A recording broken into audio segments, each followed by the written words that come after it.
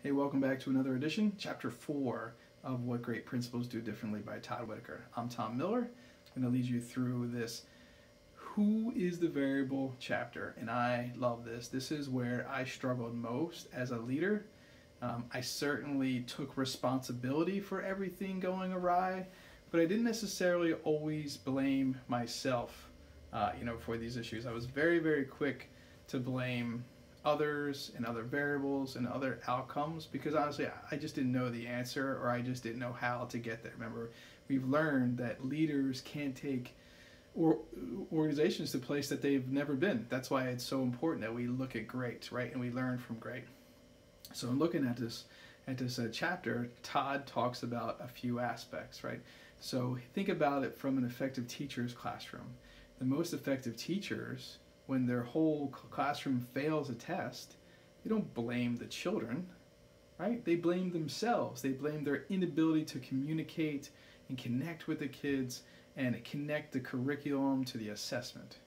Compared to ineffective teachers, because this is where their cap is, they just blame the outside forces. They blame the kids' laziness, they blame parents, they blame poverty, they blame race, they blame everything.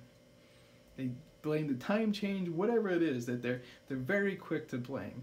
Okay, remember, the maturity doesn't come in terms of age. Maturity comes from acceptance of responsibility, and great leaders have learned this, right? They understand maturity through evaluative and reflective experiences. That's how leaders get better, is that they're constantly reflecting on their practice to get better. So great leaders understand that they're responsible for all. Negative leaders look for outside variables to blame.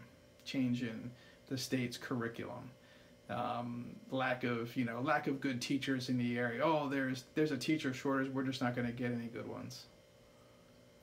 When's the last time you saw an ineffective leader say, "What role do I have in this problem?" You'll never hear them say, "What role do I have in this problem?" because they never will accept any blame. It's always someone else's fault. So as a leader, are you an energy producer or an energy consumer? Do you make it okay for your staff to bring in complaints for why their students weren't successful? Okay. Are you willing to always accept the outside forces and the outside variables for the lack of your organization's success, the organization that you lead? That's what Todd's talking about here with this variable. This is a very challenging self-awareness aspect of what great principals do differently. You have to have the awareness to know that you are 100% responsible for all aspects of the school.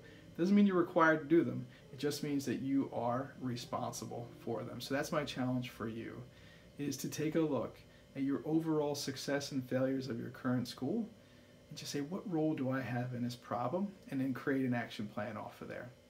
And remember, go ask your best teachers, because they'll be the first ones to point out to you where you and your organization needs to get better. Thanks, and looking forward to Chapter 5.